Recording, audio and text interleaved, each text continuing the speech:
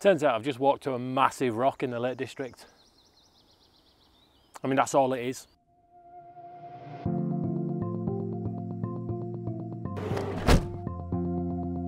Hey everyone, and welcome back to another adventure in Jeff the Camper Van, where I show you another great campsite for your list of potential places to stay in the UK. But first, I don't go camping all the time, I actually have a day job. Sometimes it's weddings, sometimes it's family photography, but today I'm heading up to Grassington in the heart of the Yorkshire Dales to get some food photographs for the Black Horse Hotel. Arriving at the pub, I got straight on with it. Well, after having a nice cup of coffee first.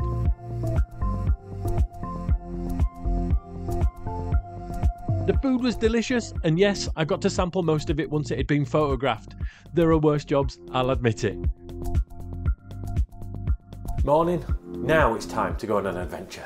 Let's go.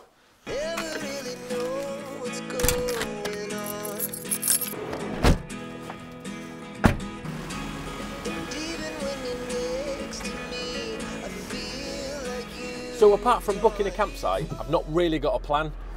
So I'm going to head towards the campsite, which is just outside Keswick, and then if any photography opportunities present themselves on the way there in the van, I'm going to pull over and maybe grab some shots. I've got an idea because I know where I am in that area, so in my head I'm starting to think of places that I could go to that you guys haven't seen that you might want to go see. So we'll probably head that way and see what happens.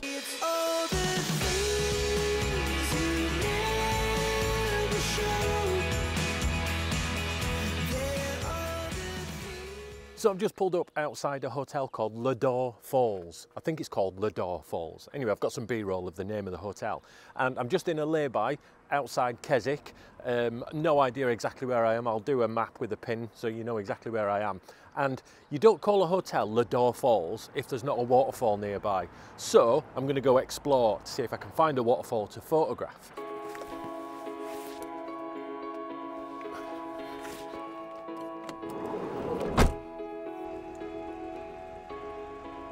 I don't know about finding waterfalls, but this hotel is well snazzy. I feel properly underdressed with my hoodie and my rucksack on. I don't even know if this is the way to the falls. I think I'm just on my way to a spa. Yeah, there's people in bathing suits. I can't go that way. There's a gate here that's locked and I can't get through. I need to go down to the main road, carry on, and then right and back on myself. So that's what we're gonna do. I'm through. Yeah, you have to go a little bit further down the road, turn right, and that brings you along a path that you can follow back. And the hotel, funnily enough, is just there, but there's no path through. But never mind, I'm here now. So let's go check out these falls, see if I can get some nice photos.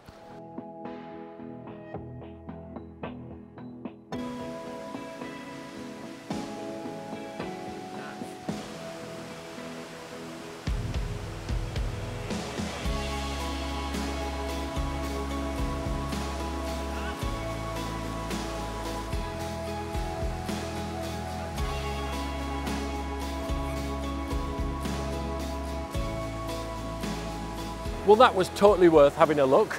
Ladore Falls Hotel means actual Ladore Falls. Beautiful. Highly recommend it. If you're passing through, you just stop and come and have a look, because I don't think this camera is actually doing it much justice. Those waterfalls are super high. Absolutely stunning and gorgeous. And because we've had a lot of rain recently, they're looking amazing. You could even go and explore a little bit further up if you wanted, but I'm just passing through, just trying to get some photographs. I don't know if I've got a good photograph.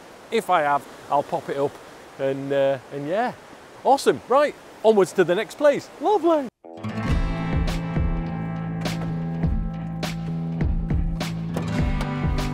Right then, let's go find something else beautiful. Lovely.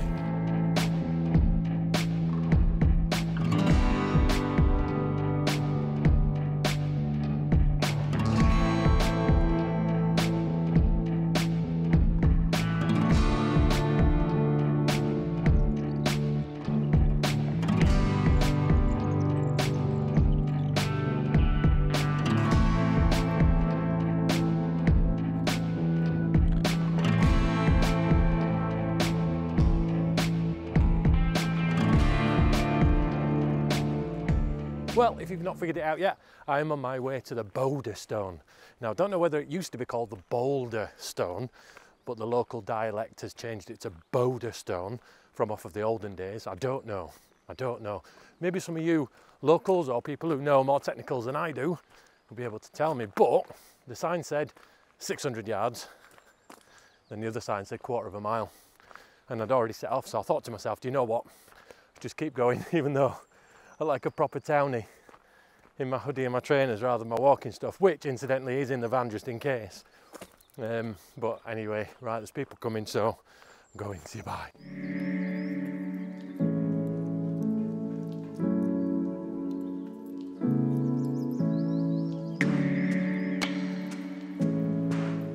Turns out I've just walked to a massive rock in the Lake District. I mean, that's all it is. I mean, there's steps up to the top of the rock, and then you get to the top of the rock, and you're on top of the rock, and then you go home. Right, well now I've seen this massive rock, I think it's time, 12:30 to go back to the van and drive to the campsite. So I shall see you at the campsite. Nice.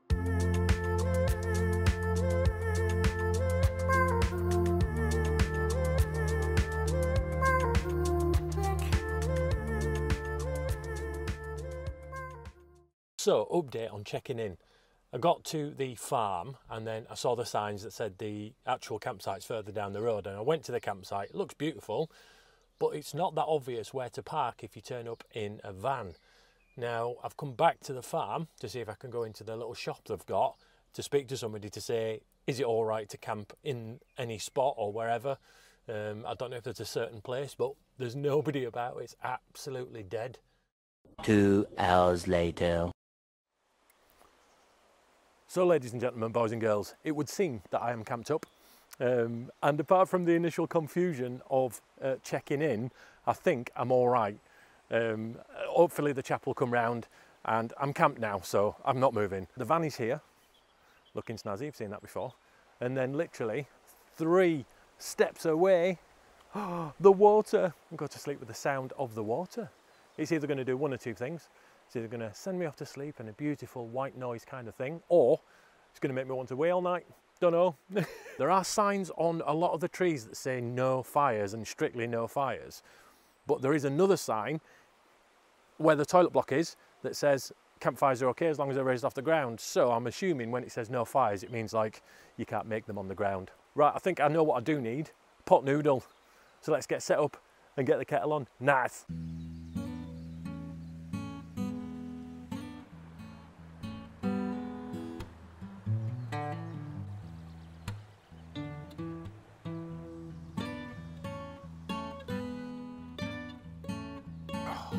I'm all camped up and ready to go. Happy, happy days. In fact, all I've got left to do is the fire pit. My pot noodle is well on its way to being cooked in its plastic pot with its foil lid. I've had a bit of a wander around this site. It is proper nice. It really is nice. It's a simple site. It's cheap. It's really cheap, and I'll tell you how much it is later on. Quite a few of you have been subscribing, which is proper nice. Thank you so much for coming on board. And if you've yet to subscribe and you're watching this channel, then please subscribe. Right, that's housekeeping done. I'm going to finish my coffee, have my pot noodle, and chill. Seatoller Farm is a basic but beautiful family and dog-friendly site just outside Keswick, with access to many Lake District fell walks. With amazing views all around, no mobile signal or Wi-Fi, and the sounds of nature for company, you can't help but feel relaxed. Although there is a sign on the door that says bookings only, a few people just turned up and camped and paid the owner when he came around at 8 PM to check everyone had paid. Picking your own pitch is a blessing and a curse, as I got to camp in a beautiful spot, but it did mean that I had to drive around the site for 45 minutes choosing where to camp. But most, if not all of the pitches are grass and pretty flat too. There is one basic toilet block that houses a ladies and gents toilets with just one cubicle in each room, plus sinks to wash your face in the morning. In the same block is an undercover washing up area. This is also where you get your water from when you need to refill your bottles. I did look, but I couldn't find an obvious Elson point, so do bear that in mind if you're staying for a few nights. There is a small waste area in the entrance, and they also have some yurts at the bottom of the field you can hire out should you wish. I didn't film them, but the shower block is situated at the farmhouse and it's about a 10-minute walk from the site. There's also a small shop, but it was closed during my stay. There are signs that say no fires, but I do believe that these are meant for those who set up fires on the ground and not actual fire pits, as there is another sign on the toilet block that says campfires are okay if raised off the grass. All in all, even though this is a basic site and the showers are a hike away, I really do love this place. It's the basicness that appeals to me. Just set up, go for a walk, and return to a campfire with a beer in the evening and relax. The best bit is the cost for this site. For one night without electric hookup, because that's not an option, was just £14. If this site wasn't a 3-hour drive for me, I would be here every single weekend. Stay tuned for Colin answers your questions and the all-important outtakes at the end. Nice. So I've just been chilling, I've got the fire pit set up, it's like Jenga, looks really nice. And then I thought to myself, do you know what? Sometimes I'm always going, photography-wise, for the big shot, you know, the wow shot, the mountain, the sky and everything like that. And this time I've just had a quick wander around and I've thought, you know what, let's get down low, let's get some detail shots, some bits. And then I started seeing more stuff. There's like a dead tree within all the live trees through like a gap, which I think is quite nice. It's unusual, you know, it's not like a ooh wow shot, but it's unusual and I like that about it. And then I were facing down the river and I got like this composition that I really liked, and I don't know why I liked it, I just liked it. Like I say, I'm no landscape photographer, so you know, these aren't tips, these are just me finding my feet in landscape photography. It helps obviously that I know the camera, being a professional photographer, but you know, knowing where to point your camera and landscape photography is completely different to knowing where to point your camera during a family shoot or a wedding, say for instance. So, so it's all exciting, it's like new, it's like, you know, I've been doing it for a while, but only as a hobby, and it's just really nice to explore something new in photography. I really like it.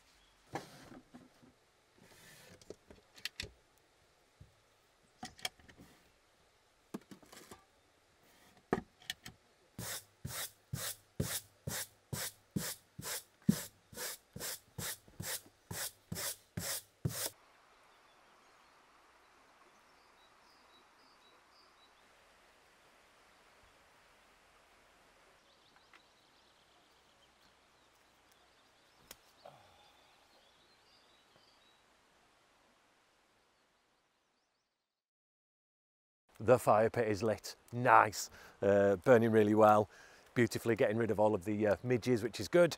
And I've just been chatting, in fact it's 9 o'clock and we started chatting at about 6:30 to the chap in the tent just there. There's like a little tiny one there, and he's lovely. He's doing the coast to coast walk over 2 weeks, just chilling, doing campsites, doing hotels, and we just had a really good chinwag about vans, about YouTube, about the tent.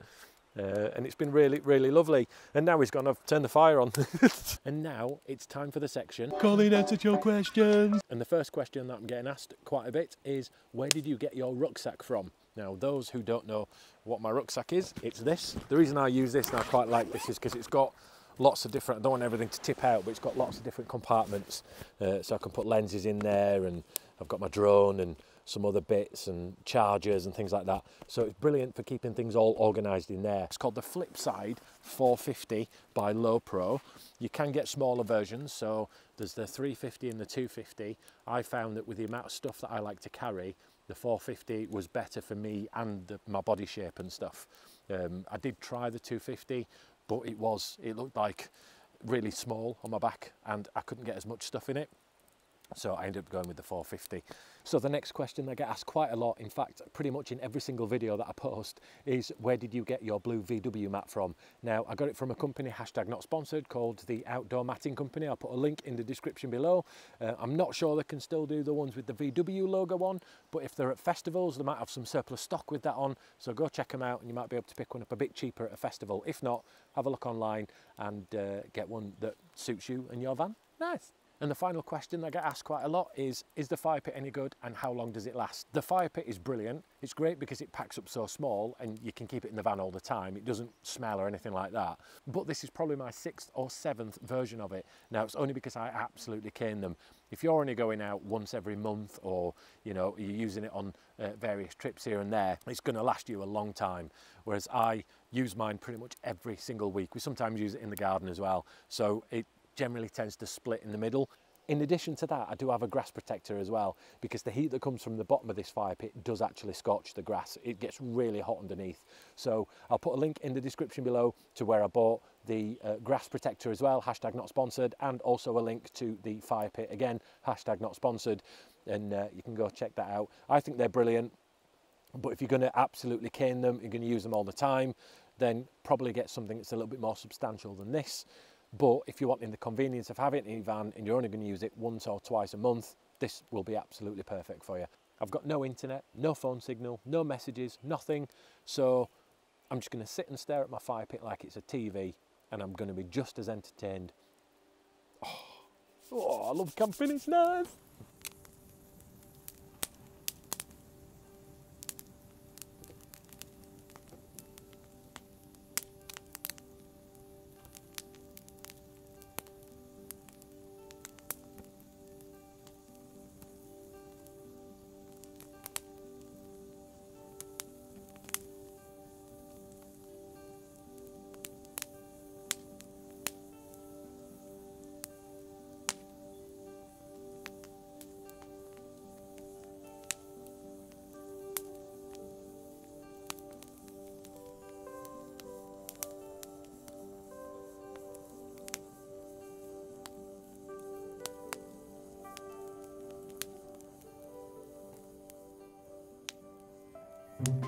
It's 5 o'clock, in fact it's 4 minutes past 5, so it's time for... Oh, it didn't open properly, that's stupid. Lovely, 1, 2, 1, 2, nice. Right, take 2. Just got out of the shower air on.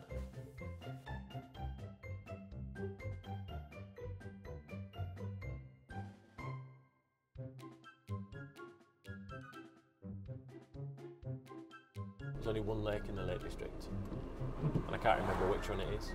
Lord Falls, Cart Door Falls, whatever they're called. Why did it go on first time and not now? Stupid. Surely there's more significance to this stone, maybe because it fell off the top or something and there's some sort of giant or wizardry kind of story thing to say about it. I don't know. Right then, I think it's time to make some dinner. That's too low. What I am going to do now, I'm going to cough because smoke on that.